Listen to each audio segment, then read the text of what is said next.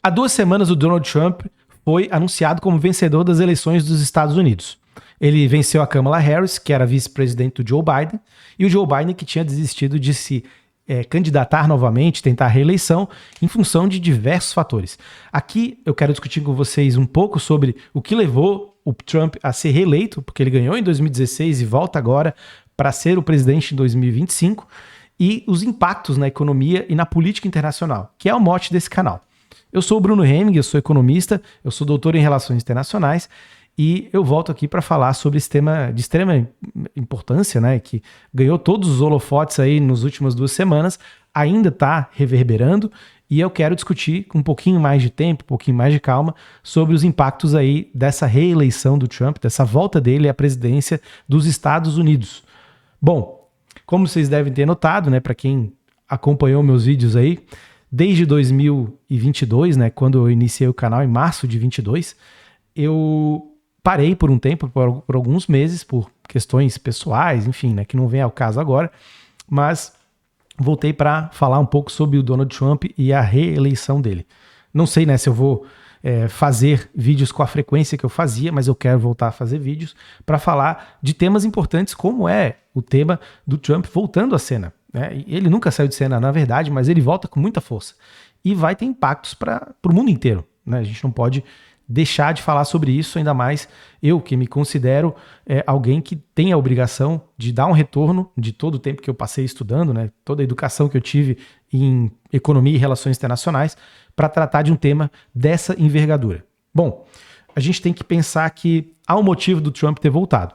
Ele chegou à presidência ganhando da Hillary Clinton em 2016, também de uma maneira bastante importante, foi impactante para o mundo inteiro, e isso teve efeitos em cascata para diversos outros temas e diversas regiões do mundo. Não vamos entrar também numa revisão do que foi a campanha, aliás, o que foi, né, o Donald Trump de 2016 a 2020, mas a gente tem que ter em consideração que ele também perdeu, né, muito da sua força em função de questões como a crise da Covid, que ele não levou bem essa questão, né, entre outros temas, né, que não vão ser tema central desse vídeo, porque ele volta agora e volta com uma agenda de colocar em prática tudo aquilo que ele não conseguiu fazer de 2016 a 2020. Ele tem nas suas mãos o país com o maior poder do mundo e ele vai usar isso para atingir os seus interesses políticos e pessoais também, porque ele é essa figura que faz esse tipo de negociação, e uma negociação dura e que coloca tudo na mesa. É o que o pessoal mais ligado na política internacional chama de brinksmanship, e que ele vai, com certeza, lançar a mão para fazer com que o seu governo seja bem sucedido. Mas, bom, o que levou ele a voltar à presidência? A gente sabe que ele não conseguiu se reeleger, o Biden entrou em 2020 e o Biden teve também uma passagem bastante conturbada. Se no primeiro momento ele teve apoio popular e também conseguiu colocar uma agenda que, por exemplo, levava em consideração questões ambientais, tentou reindustrializar os Estados Unidos, fez lá o que a gente conhece como Inflation Act, que na verdade é uma política industrializante que tenta retomar as rédeas, né, do que se perdeu aí em termos de política industrial nos Estados Unidos e fazer essa pauta entrar dentro, né, da discussão mais parruda, né, que é junto às elites e à população, e todo mundo comprando essa ideia, né? Então ele teve essa importância para os Estados Unidos, tentou fazer essa agenda andar, mas por outro lado a gente viu a guerra da Ucrânia apertando e isso trouxe inflação para os Estados Unidos, né? E apesar da gente ver hoje os empregos dos Estados Unidos a um nível alto, né, ou seja, o desemprego baixo, a gente tem a qualidade dos empregos bastante questionável, né? E a gente vê em relatórios isso repetidamente aparecendo, e os efeitos da inflação também eles repercutem até hoje. Se a gente vê os índices de inflação, eles baixaram, né? Se a gente olha no acumulado de 12 meses, por exemplo, a inflação ela cresceu 2,6%. Isso, é claro, a gente olha para comparação ao Brasil é pouco, nos Estados Unidos não é tão pouco, mas em 2022, com a guerra da Rússia contra a Ucrânia, né, a gente chegou a picos ali de 10% ao mês, e isso é inaceitável para os Estados Unidos, né? E a resposta disso foi a elevação dos juros lá nos Estados Unidos e teve impacto global bastante acentuado. Teve quebra de bancos, né, como Silicon Valley Bank, e isso, claro, não foi só por causa disso, né, o banco tinha seus problemas, né, mas a elevação das taxas de juros precipitou esse movimento, essa quebra do Silicon Valley Bank. Mas, enfim, o Biden chegou ao final do mandato dele bastante enfraquecido, com a população vendo a sua condição objetiva de vida bastante deteriorada, né? Os preços que aumentaram não necessariamente caíram, os empregos que mesmo crescendo em termos de disponibilidade, né, eles não eram da qualidade que permitia à população acessar os bens de consumo que também estavam caros, né? Essa é a realidade dos Estados Unidos. O que o Biden tentou fazer, ele não conseguiu concretizar, e a Câmara acaba que é também uma signatária desses erros ou desse fracasso do governo Biden, né? Porque não conseguiu reverter aquilo que foi de virtude em votos e não conseguiu fazer aquilo que foi de demérito, né, do mandato do Biden em votos para ela vencer o Trump. O Trump ganhou na maioria dos estados, ganhou no voto majoritário e levou, como já falei, o Congresso dos Estados Unidos. E agora ele vai ter 4 anos, né, para poder colocar suas ideias em prática. Bom, a gente sabe, né, que existe um descontentamento a nível mundial com uma série de questões.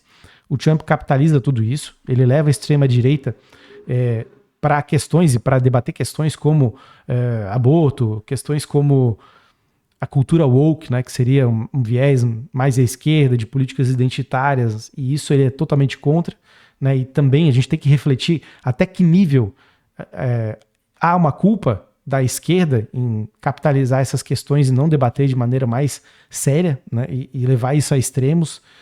Só que o Trump pegou isso, capitalizou isso dentro de um descontentamento da população dos Estados Unidos que tem a ver com questões reais, concretas, práticas, como a questão do salário e emprego, como a questão dos empregos industriais, de empregos de maior qualificação serem jogados para outros países.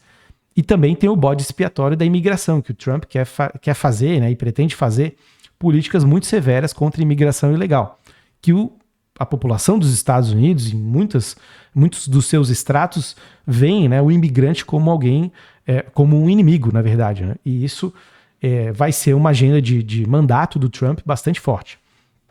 Essas questões estão muito enraizadas, né? Acho que a gente pode até pensar em discutir isso de maneira mais profunda em outros vídeos, e como a extrema-direita tomou conta dos Estados Unidos e trouxe para si questões muito sensíveis, né, e colocou isso, encapsulou isso tudo dentro de um pacote, né, que leva questão da cultura woke, questão de políticas identitárias, de aborto, enfim, tudo isso que é ligado à esquerda, né, como um bastião ou como um foco, um ponto focal da insatisfação do eleitor dos Estados Unidos, da população que também está insatisfeita por outros motivos, né? E isso tudo está dentro de um grande pacote, de uma grande narrativa que o Trump soube muito bem usar para conseguir os votos, né? E conseguiu votos em estratos como na população negra, nos latinos, né? Homens, né? Principalmente, né? Pelo que esses mapas eleitorais vêm mostrando, e que em tese seriam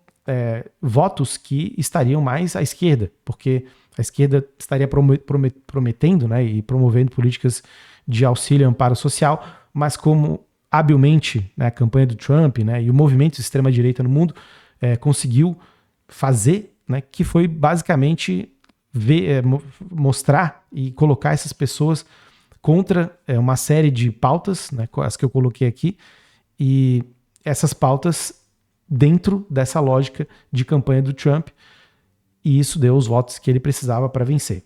Enfim, é uma discussão profunda, né? Até que ponto os Estados Unidos eles foram capturados por esse ideário de direita que promove políticas liberalizantes, que promove uma série de ideias bastante deslocadas e que o resultado, na minha visão, não é nada bom, né, para um convívio social, né, para o tecido social dos Estados Unidos, que está já esgaçado em função de uma série de questões, né, e isso aí acaba que capitaliza esse descontentamento com questões de salário depreciado, com questão de emprego de baixa qualidade, com questão do empobrecimento em geral, né? E por falta de indústria, por falta de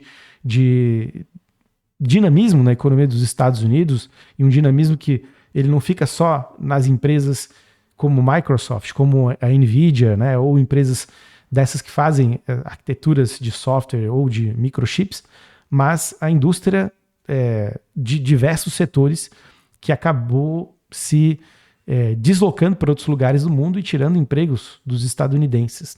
Enfim, é uma discussão mais profunda, eu acho, mas isso tem bastante a ver com a eleição do Trump e como ele ganhou. Só que a gente não vai conseguir exaurir esse tema, né, e lidar com isso de maneira satisfatória. O que a gente pode fazer, né, a partir do momento que entende que o Trump ganhou, identificar quais são os riscos dele ter ganho e o que isso vai trazer de impacto para o resto do mundo. Bom, eu quero falar primeiro da questão do Oriente Médio e aqui a gente já pode colocar a seguinte questão. O Oriente Médio agora ele tem um player que age de maneira bastante incisiva, que é Israel, que promove hoje um genocídio na Palestina, isso de maneira peremptória, não tem como a gente colocar a questão do terrorismo como uma resposta, né? Ou seja, a ação de Israel como resposta à crueldade que o terrorismo representa, né? E diversos movimentos terroristas que causam realmente terror, né? Como está na raiz do nome nos traz aí a alusão. Só que o que está sendo feito é uma devastação da Palestina, que vai para o Líbano também, e isso é bastante triste da gente observar, só que tem apoio de muitos segmentos que elegeram Trump. A extrema-direita se liga a esses valores cristãos que promovem a ideia de que Israel tem autoridade para fazer esse tipo de coisa. Mas o cristão é um tipo de protestantismo que está muito em voga nos Estados Unidos e no mundo, e isso faz com que o Trump, né, e até por escolha pessoal, ele possa se colocar numa posição de não interferir em Israel no mínimo, né? Então, a gente pode, infelizmente, continuar a ver o que está acontecendo lá na Palestina e de maneira reiterada. Quando a gente olha para o Oriente Médio, para a região de uma maneira mais ampla, a gente vê que outro player importantíssimo lá é o Irã. O Irã, ele claro, o Irã está contra Israel, né, por uma série de questões e questões históricas, né? Só que o Irã é um ponto mais sensível, porque o Irã tem uma aliança com a China nesse momento e conseguiu driblar uma série de sanções econômicas que vem sofrendo ao longo do tempo em função dessa parceria. E por isso, né, o Irã vai ser o alvo, na minha visão, da política externa para o Oriente Médio que o Donald Trump vai fazer, né? Então, a gente tem que observar nesse sentido, né? E eu não vou avançar também muito na questão do Oriente Médio, porque eu acho que isso é tema para um vídeo específico para a gente falar sobre isso. Mas, em linhas gerais, o que a gente pode ver no Oriente Médio é uma continuidade do que Israel vem fazendo. Isso a gente vê pela comunidade internacional que é reprovável, né? E isso até para quem no primeiro momento apoiou, hoje reprova o que Israel está fazendo. Porém, o Oriente Médio não é apenas Israel e a Palestina, tem o Irã, que é um player central, e de alguma forma o Donald Trump vai reavivar algo que ele tentou fazer no seu mandato, que foram os acordos abraâmicos, que foi costurar parcerias com a Arábia Saudita, com o Omã, com Emirados Árabes, entre outros países, para lidar com o Irã e colocar o Irã como um perigo para esses países, e que esses países teriam que fazer alianças e acordos com os Estados Unidos para não serem engolidos pelo Irã e pelas questões que o Irã carrega consigo. Então pode ser que seja reavivado isso de algum outro jeito, porque os acordos abraâmicos não existem mais, de fato, né? O Joe Biden, né, junto com o Jake Sullivan e quem fazia parte da política externa dos Estados Unidos, minou esse acordo, e isso vai, na minha visão, vai ser reeditado agora com Trump, mas dentro de toda essa complexidade que envolve Israel e envolve outros países também da região. Agora, se a gente olha para a questão central aqui, né, a gente vai ver que tem outros elementos que vão marcar a política externa dos Estados Unidos, né, e podem vir a marcar de maneira mais significativa. O primeiro, né, desses pontos centrais aí é a Europa. A Europa que o Trump já vocalizou diversas vezes que tem que começar a pagar pela proteção que os Estados Unidos dá. Ou seja, a OTAN, ela é uma organização militar, né, uma aliança militar que vai unir os Estados Unidos com os países desenvolvidos da Europa, ela tende a ser enfraquecida. Mas, claro, de maneira relativa, porque isso é um comprometimento que os Estados Unidos têm desde o pós-Segunda Guerra Mundial, passou a Guerra Fria inteira, e por ser de longo prazo e por ter sido uma marca registrada dos Estados Unidos junto à Europa, né, então a gente não vai ver isso desaparecendo de uma hora para outra. Não vejo dessa forma. O que eu vejo é que a guerra da Ucrânia vai ter um papel central aqui. Por quê? O Trump teve como uma das suas bandeiras ser alguém que vai trazer a paz para o mundo. E um dos pontos mais atacados pelo Trump foi a quantidade, né, o nível de gasto que os Estados Unidos teve com a guerra, mandando uma série de equipamentos, ajuda mesmo, para a Ucrânia, o Volodymyr Zelensky, fazer a sua resistência contra a Rússia. Bom, o que eu acho que vai acontecer é que vai ter um grande enfraquecimento desse fluxo de dinheiro, de recursos, né, dos mais variados para a Ucrânia, tende a minguar a guerra, né, em si, e isso, claro, enfraquece os países da Europa, que não querem que a Ucrânia seja uma porta de entrada para a Rússia, né, porque eles acreditam nisso, que a Rússia vai expandir a sua influência na Europa, e isso vai trazer consequências bastante importantes para os países europeus. Eles vão ter que gastar mais com o exército, vão ter que contribuir mais para a OTAN, e claro, né, países como a Alemanha, né, enfrentam problemas econômicos. Outros países vão bem, né, mas o que o Trump vai fazer vai ser enfraquecer a ideia de comunidade europeia, principalmente quando se trata de segurança internacional, e buscar alianças bilaterais com os países. E vai fazer isso de maneira sistemática, porque é assim que ele trabalha. A questão de comunidade internacional, a questão de acordos internacionais longos, demorados, isso não faz parte do DNA do Trump. Isso não era quando ele era exclusivamente conhecido pelos seus negócios imobiliários ou pelo Aprendiz, que foi o programa de TV que alçou ele a níveis assim estratosféricos de publicidade, popularidade, e não foi em 2016 ou 2020, não vai ser agora de novo. O que ele vai tentar fazer é costurar também, como ele tende a fazer no Oriente Médio, acordos com Putin, com Zelensky, para que a guerra pare. E aqui em outro vídeo do canal eu coloquei que há duas alternativas, né, e vou ser bem sucinto. A gente tem acordos, né, de armistício, ou seja, de parar as tensões e a guerra, e tem a gente que pensar num acordo de paz, que seria uma coisa mais abrangente e vai permitir que a Ucrânia se reestruture e que a Rússia faça parte dessa reestruturação. O melhor dos mundos é um acordo de paz. Só que as partes envolvidas, elas não estão com interesse de negociar com a Rússia, de negociar com Putin, com o Kremlin, porque eles acham que ali existe uma ameaça que é existencial. Na verdade, o Putin também vê dessa forma.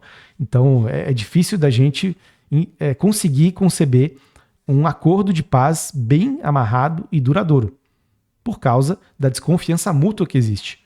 E aqui, sem juízo de valor nesse momento, especialmente vendo a questão do que pode resultar o Trump intervindo na guerra, fazendo com que ela pare, porque assim, vendo de uma perspectiva bem objetiva, para ele vai ser um golaço, porque se ele conseguir negociar a parada das agressões, mesmo que seja no armistício e não no acordo de paz, vai ser um golaço com o seu eleitorado, possivelmente com pessoas que não votaram nele, dentro dos Estados Unidos, com a comunidade internacional, parte dela, né, porque outra desconfia e não vai deixar de desconfiar por causa disso. E ele vai conseguir uma bandeira muito forte para fazer outras coisas que ele deseja e ter moral e ter bagagem e ter créditos para queimar em outras questões que ele julga importante.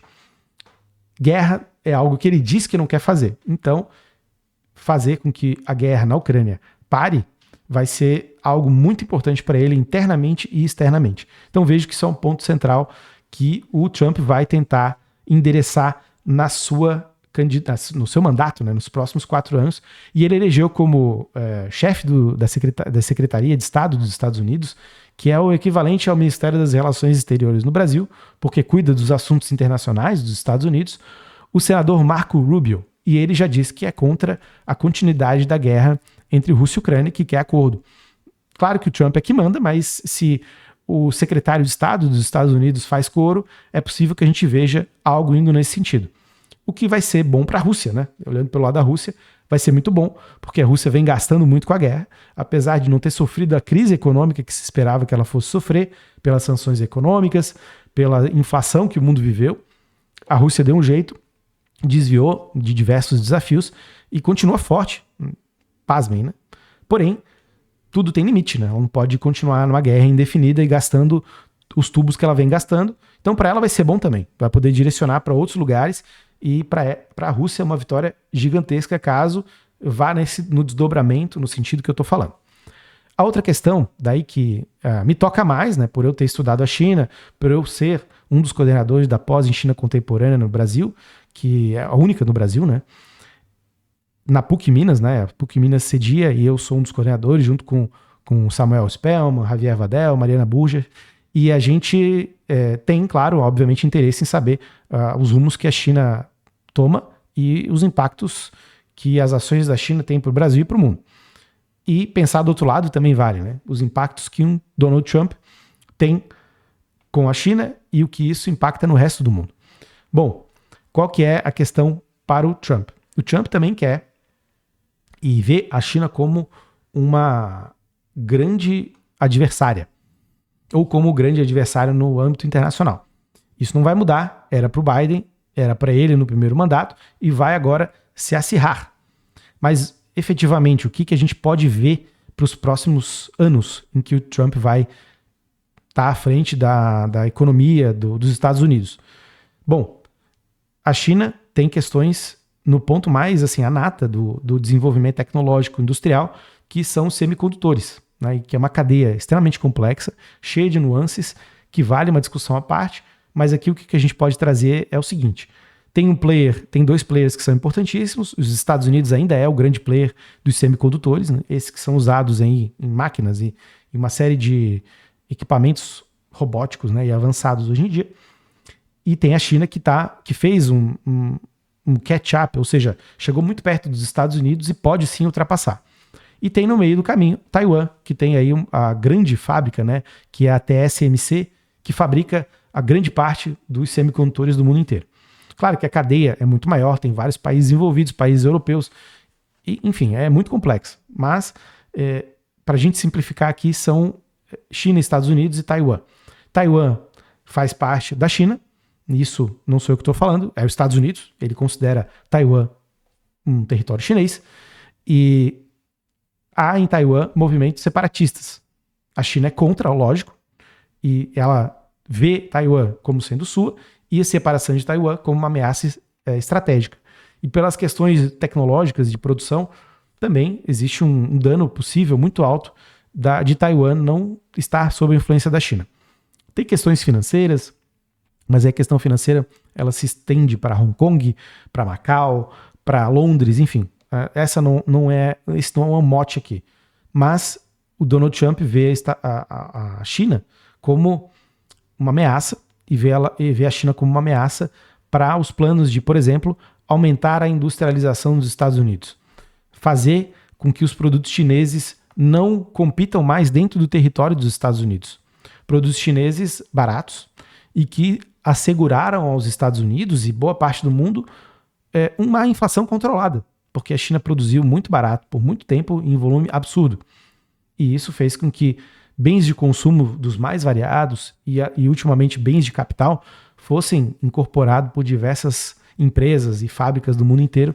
E isso o Trump quer se colocar contra, porque quer elevar e aumentar as barreiras contra produtos chineses para incentivar a produção nos Estados Unidos. Bom, esse é o ponto. E isso é o que a gente conhece como guerra comercial. Então o Trump quer fazer esse caminho. Tem alguns candidatos aí para a gente olhar para o tesouro dos Estados Unidos, que quem é que vai cuidar dessas barreiras. Primeiro, o Howard Lutnick, que é um bilionário, dono de fundos de investimento, que é contra, tem um discurso anti-China e tem um discurso pró-barreiras comerciais. O outro é o Scott Bessent, também, do mundo financeiro, que tem um discurso também muito alinhado, né, um pouco mais liberal, só que da mesma forma enxerga a China como um inimigo estratégico dos Estados Unidos. Claro que, independente de quem levar o tesouro dos Estados Unidos, quem for o secretário do Tesouro, vai obedecer ao Trump, assim como o secretário do Estado, mas dá o tom, né, e pode propor coisas mais ou menos incisivas contra a China. O problema é justamente no que eu já comentei. Fazer força contra a China, se colocar contra a China, é também algo potencialmente danoso para os Estados Unidos. Na medida em que você coloca barreiras contra a China, que inunda os Estados Unidos ainda de produtos, você ameaça elevar a inflação nos Estados Unidos. Ao elevar a inflação, o remédio que o Federal Reserve, o Banco Central dos Estados Unidos, tem é aumentar juros. E isso, claro, que vai contra toda a ideia de fazer com que investimentos floresçam nos Estados Unidos e que a indústria dos Estados Unidos se torne pujante. Com taxas de juros altas, você não vai investir. Você coloca o seu dinheiro em renda fixa e é isso aí, deu pra bola, né? Só que o Trump está querendo promover é algo anti-China, mas que tem efeitos potencialmente muito danosos para a própria manutenção do seu mandato e talvez de fazer um outro republicano, né, um outro membro do seu partido para a sucessão daqui a 4 anos. A gente viu o Biden também, um dos motivos que levou ele a não reeleger a Kamala, que era sua vice, como a próxima presidente dos Estados Unidos, foi uma inflação, né, o custo de vida alto para o cidadão estadunidense. E se a gente vê isso acontecendo, de novo, o Trump pode se perder por aí. Daí, claro, ele vai tentar achar bode expiatório, vai botar a culpa em fulano e ciclano, mas vai estar tudo na conta dele. E isso a gente tem que prestar muita atenção. O jogo é muito complexo. Os efeitos de ser contra a China não são simplesmente causar dano à China. A China está muito imbricada nos Estados Unidos. E está imbricada, está relacionada com outros países que também vão sofrer consequências parecidas às que eu coloquei aqui como possivelmente para os Estados Unidos, né, que são possíveis de acontecer. A elevação dos preços no mundo inteiro causa efeitos para os países muito desiguais. Para os Estados Unidos vai ser ruim, mas vai ser muito pior, por exemplo, para o México, muito ruim para países do leste asiático ou países da Ásia como um todo, países do Pacífico, né, que tentam fazer uma aliança militar como a AUKUS, que vai ali congregar à frente, né, a Austrália, né, que é o grande país aí que levanta a bandeira de uma aliança militar no Pacífico para fazer frente à China.